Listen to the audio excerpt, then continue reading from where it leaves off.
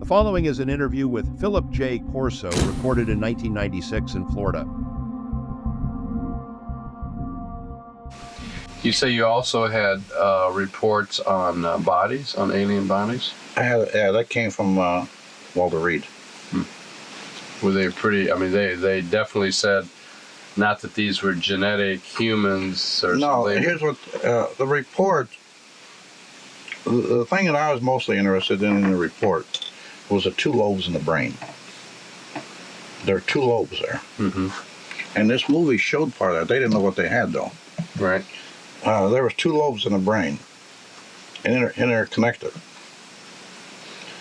And also, the lid. That's where I got the information on the extra eyelid. And we figured that extra eyelid was nothing more than something like our night viewing device. You know, filtered light. Mm-hmm. Did the actual autopsies get done at Walter Reed? They did this particular autopsy, the paper that I had. Physically at Walter Reed? I don't know if it done physically there or not. I couldn't tell you. Okay, but the report came out of Walter Reed. The report came out of our laboratory. We financed that laboratory. There was a crash at the plane to St. Augustine. At the same time as Roswell, or later? Or? Later. No, about the same time. Mm-hmm. And a lot of the fiber optics came from there. And there was that one that crashed there, had an opening. And there was bodies there, too. Mm-hmm. St. Augustine was hauled up in a hurry. Later, something mysterious happened. It disappeared. But anyway, that's another story. And all the material disappeared? The saucer itself. But anyway, that's... Oh, no, let me add. Yeah, that's... I mean, did you have Well, one? they come and take it back, or was it traded back? There was supposed to be a fire and explosion, but since it didn't exist, nobody could talk about it. You know, one of our greatest covers, I say, was the policy that says that UFOs didn't exist. If ever it didn't exist, there was no crash. If there was no crash, there was no material. Nobody could investigate us because there was no such thing. Right. And we played that up. We moved that ahead. But the more the debunkers screamed, the more better we liked it. They're doing the disinformation for us. This is all the white sand areas. The white sand's headquarters here. This is Red Canyon, where my headquarters was. This is a cross that was left on the floor. An actual picture of it, with a chapel. And Red Canyon is right there, where that X is. This is Trinity Site.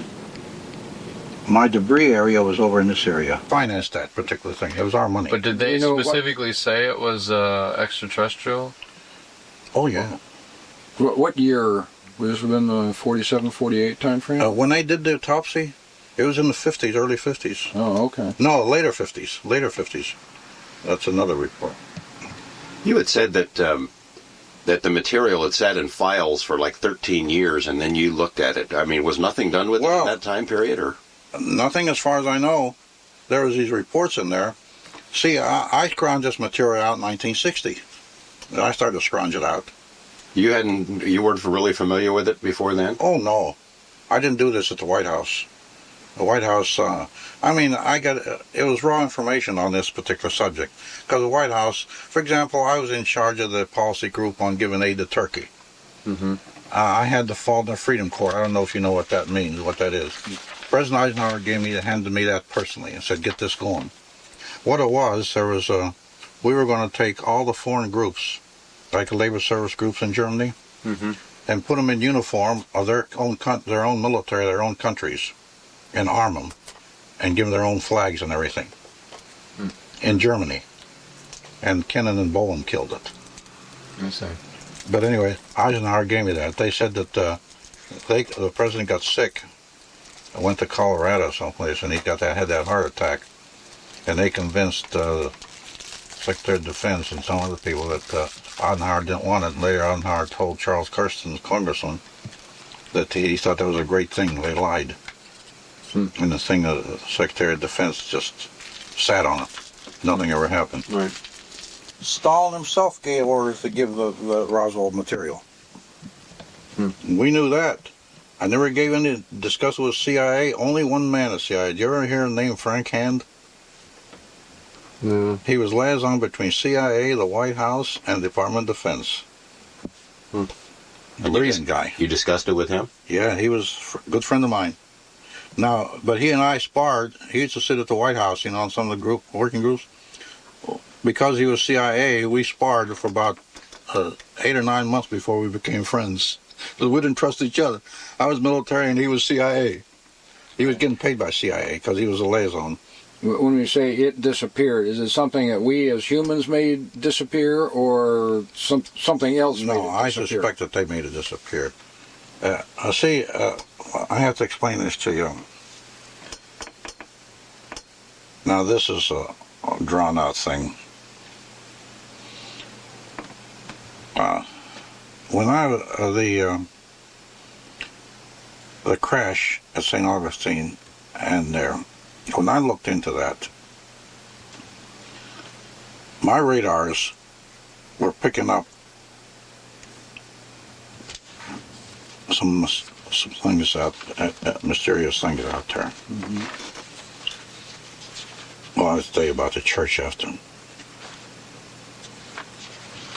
Here's the White Sands area. The White Sands Missile Range is a low-gravity area. There's supposed to be a Las Almas gap up through there in the Earth's magnetic fields. My headquarters was right here. Here's the White Sands Missile Range. This was my headquarters at Red Canyon. This is Trinity. All right. Mm-hmm. It was a low-gravity area. You see the block wall makes a zero up through here. And Goddard used this. Los Alamos was not set up by accident. Von Braun knew this, and so did Obert. That's for want of a better name, it's a low-gravity area. Mm-hmm. And missiles can disappear in these areas. I discussed this with Wilbur Smith. Once a month, I'd send out trucks on a scavenger hunt. Dig up parts of RCAS, parts of missiles that look good to you, and bring them back. And we would. This boy told me that in one particular case, when the missile had disappeared in his gate, and then there was another time there was an explosion, because what we do, here's the way we operate. I don't know if you know the way Nike Ajax operates on Nike. We don't fire these at slant range. Right. They fire up this way and then they dive. Right. The moment the big radar locked on a plane, it would transfer to the acquisition radar. The one looked like a tub. Right. The acquisition radar, now one of the target track radar would be locked on the missile standing up on its launcher. The other radar would lock on the target, pencil beam. That would lock on the target. The acquisition radar would transfer it automatically in a computer to the. Then the boy would put that in a gate. And when our missile would dive in, it was supposed, when it get in the gate, that's when the explosion. The computer would, and I trained my boys, I told them now, man, the moment that missile take off, I want you to drop your hands. Because they could adjust with a little dial. Drop your hands, let the computer do it. I made the first perfect missile shoot. It worked. Don't try to put any human, that computer's better than you are. Mm-hmm. And it worked. But then there were some strange things that happened. He told me in one particular case they found one of the missiles and all the holes where like the screws had been taken out. The engine looked like it had been taken apart by hand. Now, strange thing happened. I saw a report on Bokanur in Russia. UFOs came over to the airdrome, and the next day they found the tower fell apart. All the rivets and everything fell out of the holes. They were all clean. Now this happened to me at Red Canyon. The parts that we picked up were clean, like somebody had taken them apart. And there were no jagged edges on it, like it had been ripped. No, Louis, what time frame are we talking about? I'm talking about 57, 58. Okay.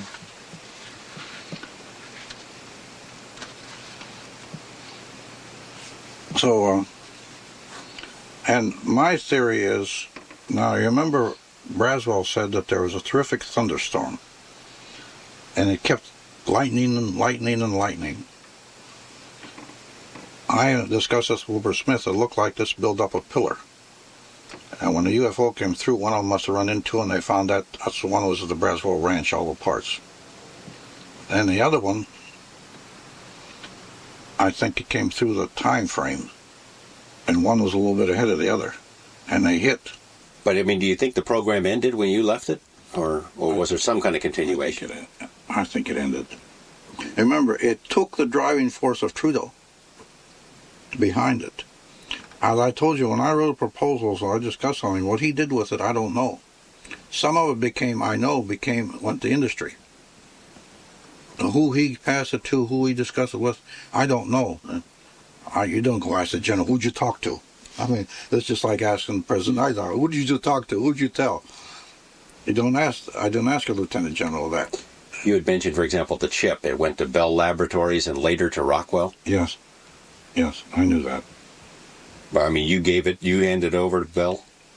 No, I didn't hand anything into industry. That wasn't my job. I did proposals. There was set up in R&D to do that type of business. They would follow up the proposals and the thing. And then they would call me, I would go visit the production models. Then I would call in industry to do. Well, how did was it your charred chip and your file that ended up at Bell? Let's say my proposal, Trudeau would get it, and then it would be written in terms of R&D without my comments. And that would go to Bell Lab. That we had there was 3,000 people in R&D. Right. They had sections that did exactly that. That wasn't my job to do. Right. But what I'm trying to trace back to is, did Bell Labs actually get a charred chip and wonder? Yeah, where... they did. Now that I knew things like that. But how did that happen? Do you know? Do you know how it ended up in their the general would send it out as an assist, and they thought we stole it from the Russians. So we didn't say anything about it. Let them think as they want to. So what you did was to write what we call a request for proposal. I'd write the proposal. Okay. The comments. You wrote the proposal, or did you write the request for proposal? Something that they would then respond to, but putting out enough information to steer them. No, I would write only a proposal on all the facts with the headings on and hand it to the general. Okay. He would hand it to other people to put in the form to go to the industry. Okay. That was his. Okay. That wasn't my job. Okay. I wouldn't go that far. But then I would get instructions from him to follow things up, which I would go. Like I went to the lab on night viewing, and I'd go to Rockwell, TRW, and places like that, on his instructions now. Now you mentioned that there was a fabric found that couldn't be X-rayed through. No, not it couldn't be X-rayed through. It couldn't cut it. Well, couldn't cut it. Mm. Where did that come from? From the UFO thing. So that was on the bodies or something? No, it was separate, like debris. Mm-hmm.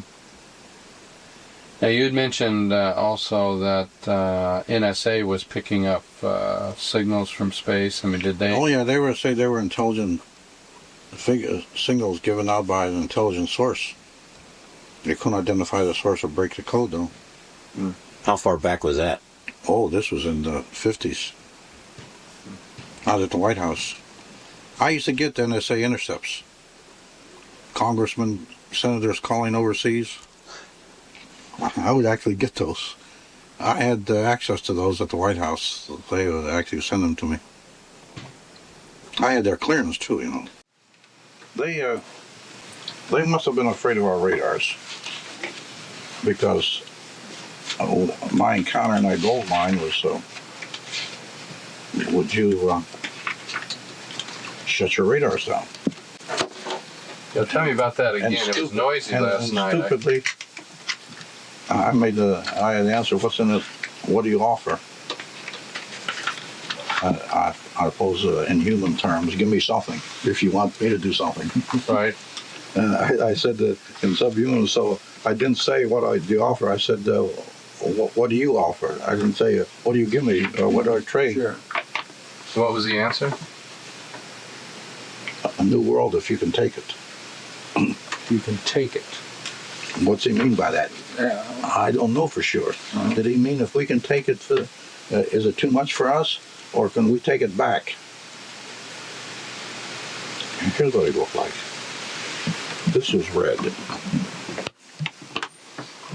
Now I thought this was a snake at first. So you actually saw him in front of you. That's the guy I saw. That's when I pulled the gun on him. It was a worthless gesture. What the hell could a 45 do? Well, I don't know. I never fired.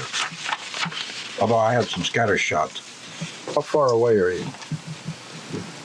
The one Distance between you and this being? about from here to the front of the motorhome. Well, that's like 10 feet. Yeah. The skin is scaly.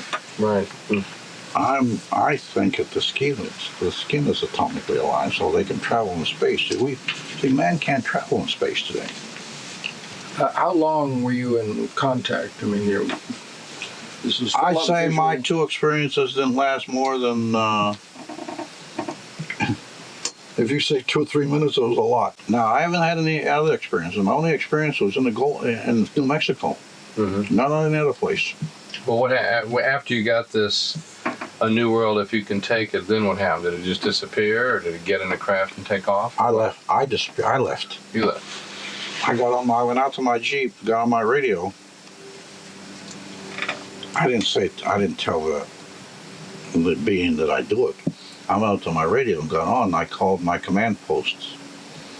And I told them, you get green time yet from, I said, yes, they said, it's due coming through any minute, so we could fire again.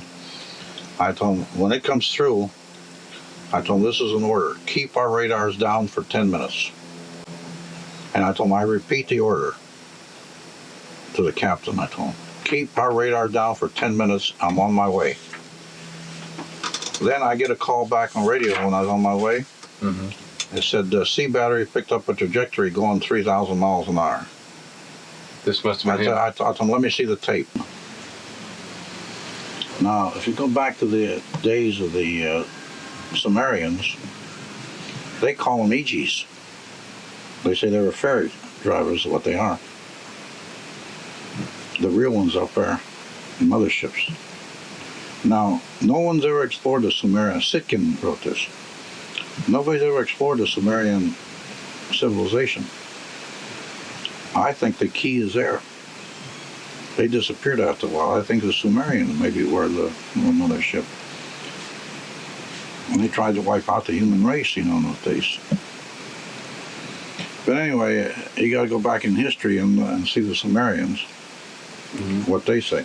And they called them Aegis, I-G-I-G-I-S. You think they were manufactured for space travel or time travel or something? Well, I think they were manufactured as servants. Now, my theory is, what do they want? Here, do they want a new race? Because one of the strangest things, as far as I'm concerned, is on these mutilations, they took the sex organs. And the nearest thing to the human sex organ are cattle sex organs. And by the way, they cut those with a type of laser cutter, which didn't even cut through the cells. Cut around them, yeah. It cut around the cells. That's how perfect it was. We have no such thing. A handheld cutter, a laser, we have no such thing. Now you had these records from Walter Reed on the autopsies, and you talked about the fact they had this scaly skin that was put together in a certain fashion and so on. Did they ever come to a conclusion like these were manufactured biological robots, or? The only conclusion was, I think we all came to this together because of the sex organs and the different organs in the lymph systems, lungs and stomach. But it was a clone.